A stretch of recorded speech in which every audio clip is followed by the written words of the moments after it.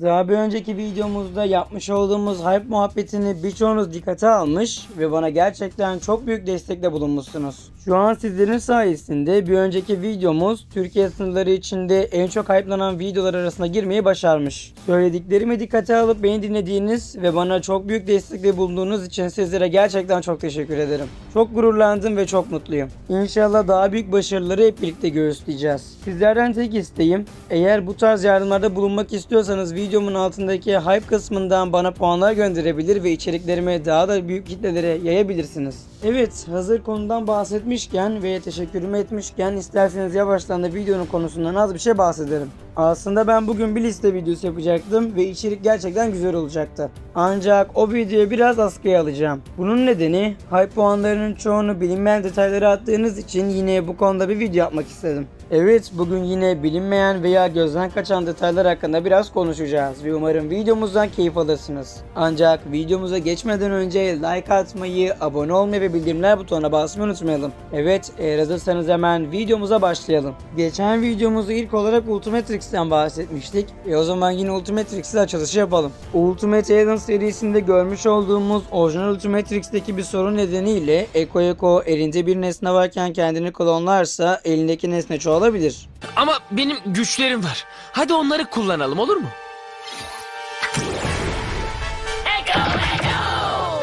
Evet, aslında biz bu sorunu Ultimate Alien serisindeki Inspector 13 bölümünde görmüştük. Elbette Eko'nun bu sorunu sadece Ultimate Alien serisinde vardı. Seri içinde Albedo Ultimatrix'i biraz aceleye getirdiği için elbette böyle ufak tefek sorunları vardı. Yine Ultimate Alien serisinde görmüş olduğumuz ilgi çekici bir detaydan daha bahsedelim. Hatırlarsanız Ultimate Alien serisinin bir bölümünde Ben Tennyson ve ekibi tesisatçı üstüne gidiyor ve burada eğitim alıyorlardı. Burada biz gerçekten ilginç bir detay görmüştük. Tesisatçı rozetleri tesisatçı eğitim kampüsünde çalışmaz. Onları kullanmak orada yasaktır.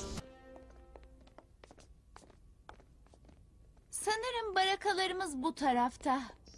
Sinyal alamıyorum. Tesisatçı rozetleri kampüste çalışmaz. Onları kullanmak kurallara aykırı.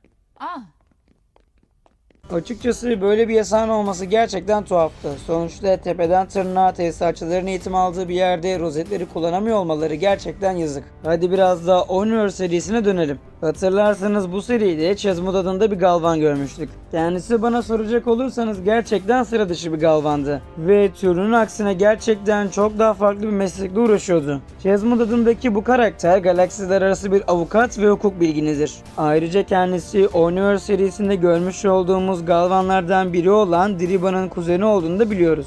Bu Galvan abimiz de tıpkı türünün diğer üyeleri gibi oldukça zekidir. Galvanların pek çoğu büyük zekalarını bilimsel amaçlara kullanırken Chesmod zekasını evrendeki en büyük hukuk dehası olmak için harcamıştır. Kendisi Galaktik Yüksek Mahkeme'de Evren Tanrısı'na karşı isimli davada Celestial Sapienlere karşı Ben Tanrısı'nı savunmuştur.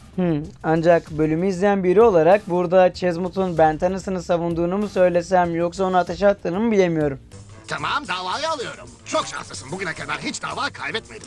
Peki Galaktik Yüksek Mahkeme'de kaç davaya çıktın? Eğer bunu sayarsak... bir tane. Bu parkta yürümek kadar kolay olacak. Hepsinin kendine has karakterleri var. Korkacak bir şey. İşte şimdi mucize gerçekleşiyor. Şimdi evren bir karara vardı mı?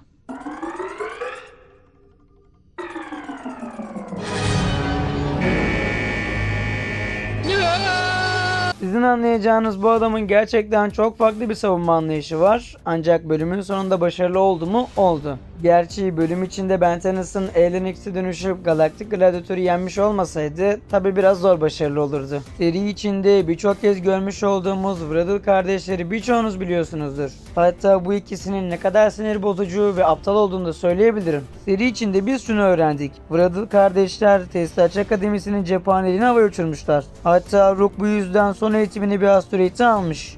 Bu ikisi Tesisatçı Akademisi'nin cephaneliğini uçurdular. Ve D Akademi gemiyi. Çok güzel havaya uçurduk.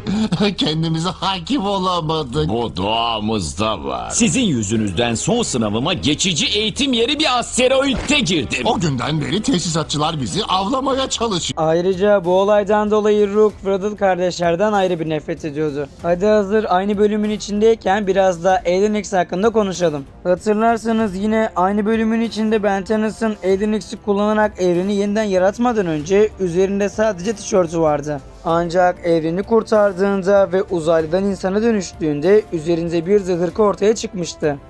Pekala dinle Omnitrix. Tek hücre olmak istemiyorum. Pul kanadı da istemiyorum. Şu şeyi durdurabilecek bir şey ver de hepimiz hayatlarımızı kurtaralım artık.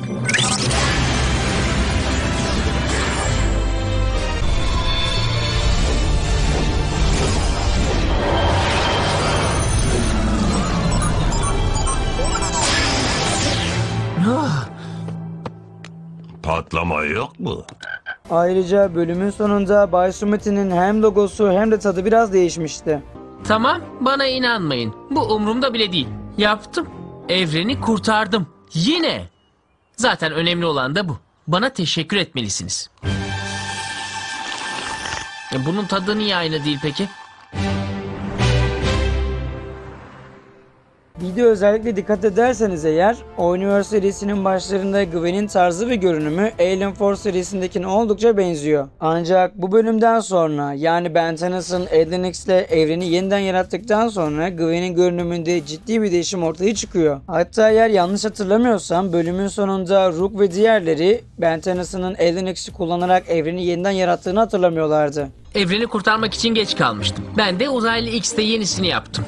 Tabii ben buna inanmıyorum. Bir değişiklik yok ki. Tabii ki yok. Tam olarak aynını yaptım çünkü. Her şeyin mi? Evet Rook, her şeyin. Evrenin de. Sen de dahil olmak üzere. Öyle diyorsun da üzgünüm ben ama gerçekten hafızamda bu yok. Eğer bunları bir animasyon hatası veya süreklilik hatası olarak görüyorsanız bunlar kesinlikle bir hata değil. Görmüş olduğumuz bu farklılıklar aslında Ben Tennys'ın Alien X'i kullanarak evreni yeniden yaratması sonucu ortaya çıkan değişimlerdi. Yani sizin anlayacağınız Ben Tennys'ın Alien X'i kullanarak kendi zihninde yapabildiği kadar evreni eski haline benzetmeye çalıştı.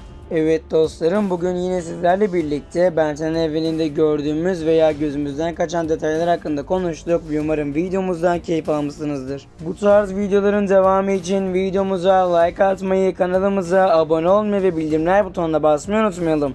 Bir de videoyu bitirmeden önce bir daha anons geçeyim. Eğer atacak hype puanlarınız varsa videolarımı atabilirsiniz ve böylelikle videolarımız daha büyük kitlelere hitap edebilir. Evet dostlarım, bir başka videoda görüşmek üzere. Kendinize çok iyi bakın. Hoşça kalın.